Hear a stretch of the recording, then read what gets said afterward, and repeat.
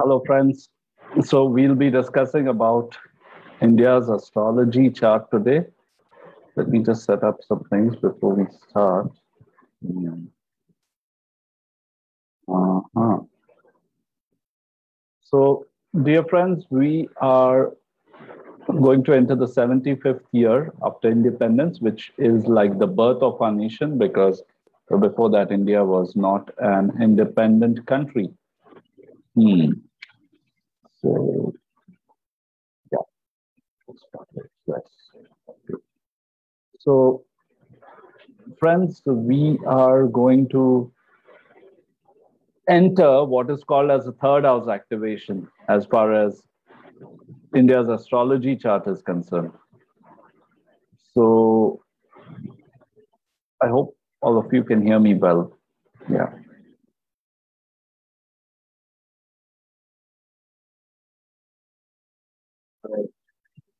India's astrology chart. Yep. So we are going to enter what is called as the third house activation. And third house we know is the house of action. We know, and I can point out the third house in the slide also. This is the third house. And we know that, in India's astrology chart, in the third house, there are so many planets: Moon, Mercury, Pluto, Saturn, Venus, Sun, total 6 planets. 5 of them are Navagrahas. So the thing is that with such a power packed third house, I'm not saying all of them, it has malefics like Saturn, Sun, whatever. So it's not going to be all great, all powerful, but at the same time, there will be lots of action happening. And when we look at India as a country, it's always an action oriented country. It's always very happening. We see that things are always moving, happening, because it has a very strong third house seed. The house of action is very strong. So, my friends, when the house of action is so strong, we have a country that's so colorful, that's so diverse, and we are very heart oriented. We are a very emotional country, sentimental. So, you see that in our movies, you see that in our sports, you see that everywhere. And third house is also sports. So, we are very crazy about cricket, and even now, other sports, we are doing really well over the years in Olympics and many other things. So, third house is also the house of sports because that's also action. And my friends, third house is in the sign of Cancer, which brings the emotional, which brings the sentimental aspect. Okay. Now, also, this next 1 year, it's ruled by the moon because the third house is ruled by the moon. So, the moon is emotion.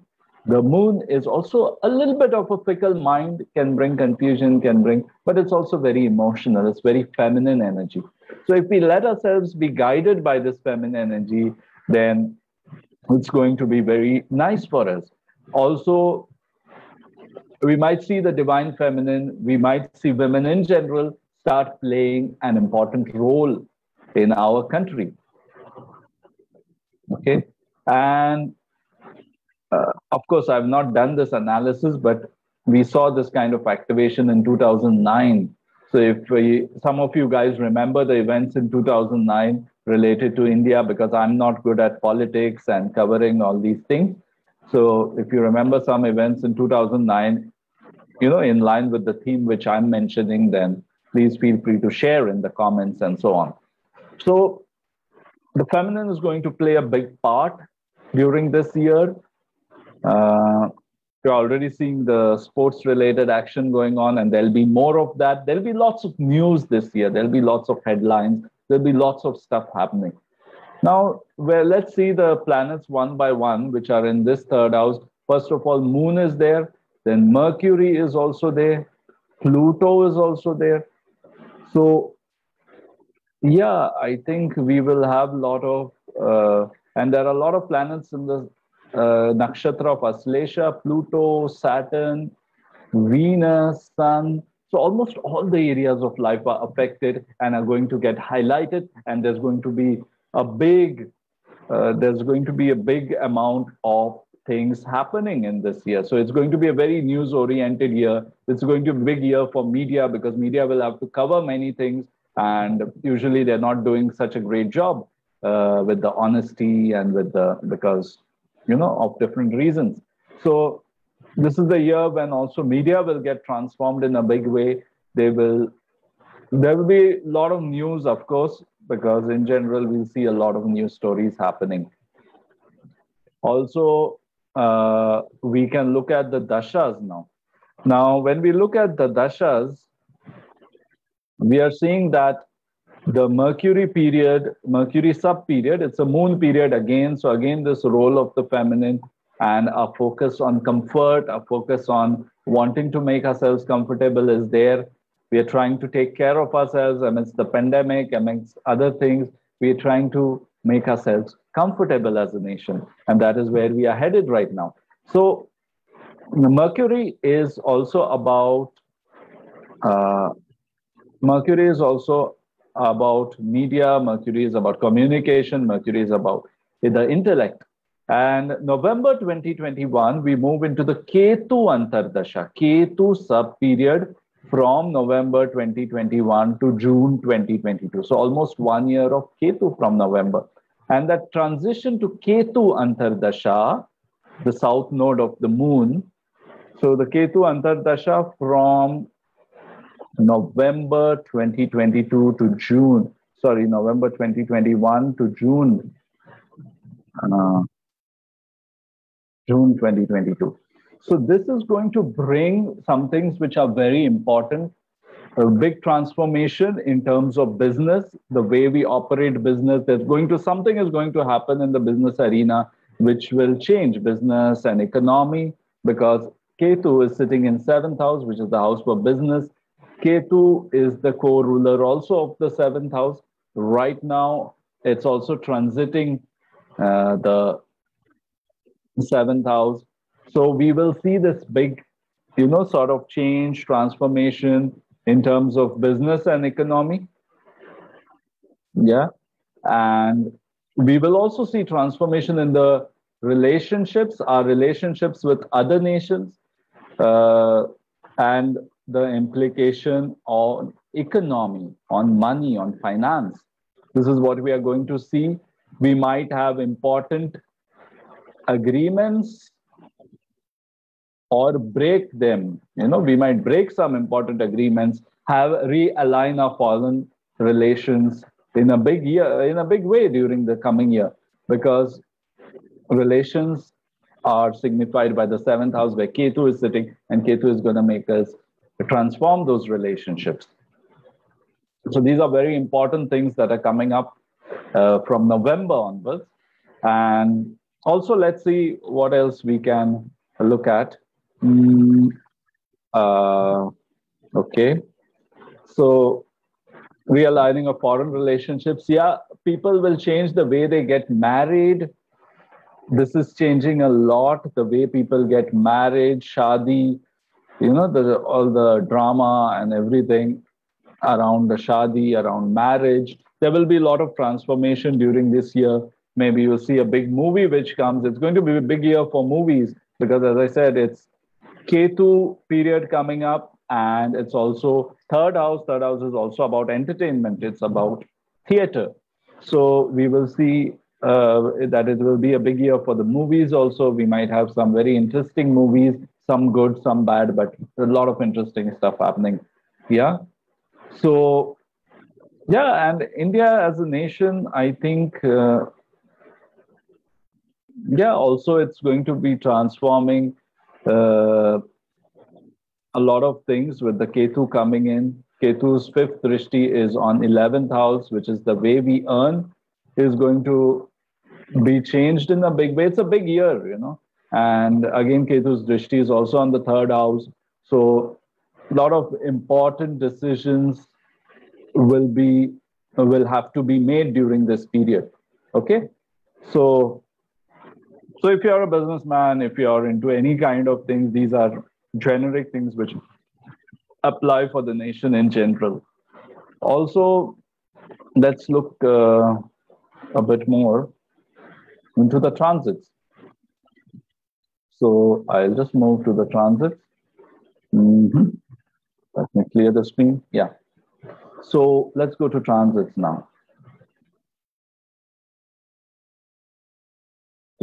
So you can see this round chart. The external circle is about the transit.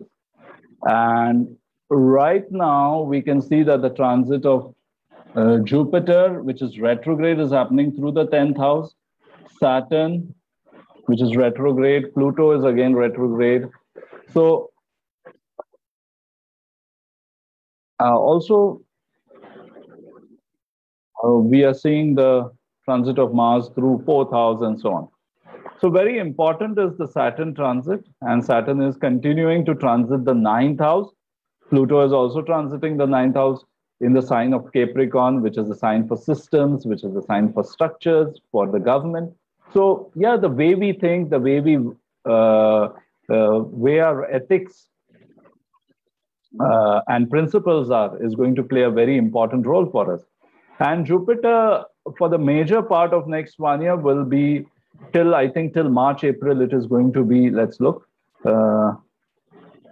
So it's going to transit a little back into the 9th house. And then for the major part, it will be through, till April, it will be through the 10th house. And then it will enter the 11th house. So 10th house, Aquarius. So we can expect that during the elections which take place, let's say in Goa, I don't know which other states have elections. We can expect that there can be some good people coming in because Jupiter is going through 10th house. 10th house is the government. And 10th house is in the sign of Aquarius. So Jupiter is going to bring some people who have a different thinking, but have good intentions for the nation. So maybe in the Goa elections, you might see some good people coming into power. You might see some positive and change makers coming into the picture. And after April, you will see that after April 2022, Jupiter enters Pisces 11th house. So that will bring a lot of luck in terms of our economy, money, because, you know, things are a little weak right now. So during this 1 year, maybe next 6 months, we'll see the government making some wise decisions, you know, because governments usually, I don't know what kind of decisions they make, but I think they'll make wise decisions because Jupiter is going through the 10th house.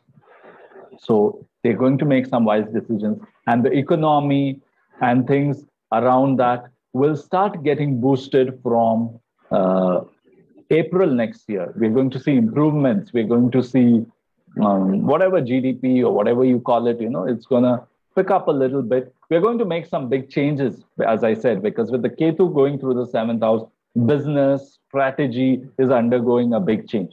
So even though this big change is happening, it's uncomfortable, and we're going to make this change. We're going to make some wise decisions over the next 6-7 months, more than that. And then from March, April, we are going to see the results of that. So this is what I can broadly see. Then in June, we enter the Venus period. So I think in June onwards, sorry, let me just move back to the birth chart. Yeah. So we enter in June what is called as the Venus period. And during that period,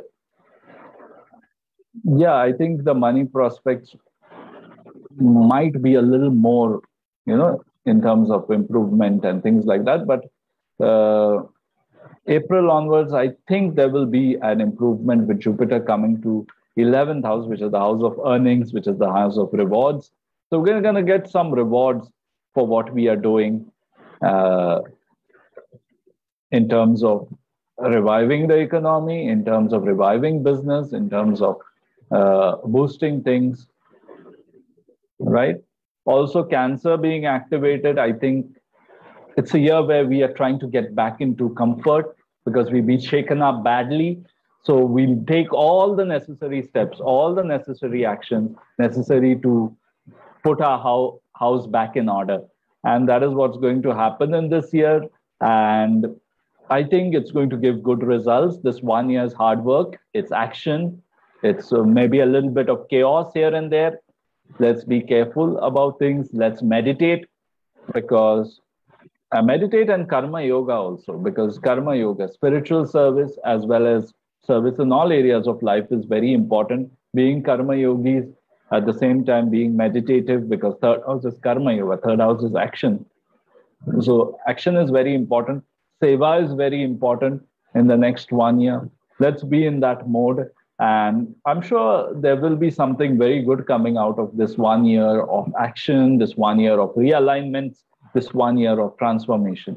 And yeah, I think water related, there can be a lot of things. Overseas related, there can be a lot of things happening. We have to be a little careful about things like floods and natural calamities and all. We have to be a little careful. Those of us who are in the planning departments need to, pull up their socks and be more prudent with the disaster management, etc. But let's hope these things don't happen by the grace of Lord Shiva and by the grace of the masters.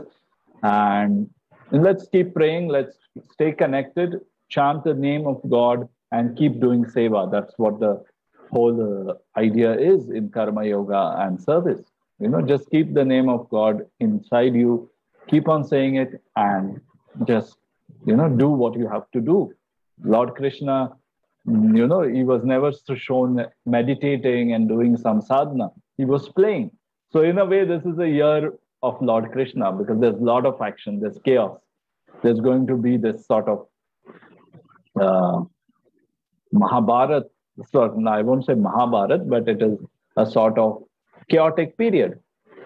So we have to be like Arjuna, who listened to Krishna. He asked a lot of questions. He listened to Krishna, who told him to get into the action mode, who told him to remember the Lord, but be in action.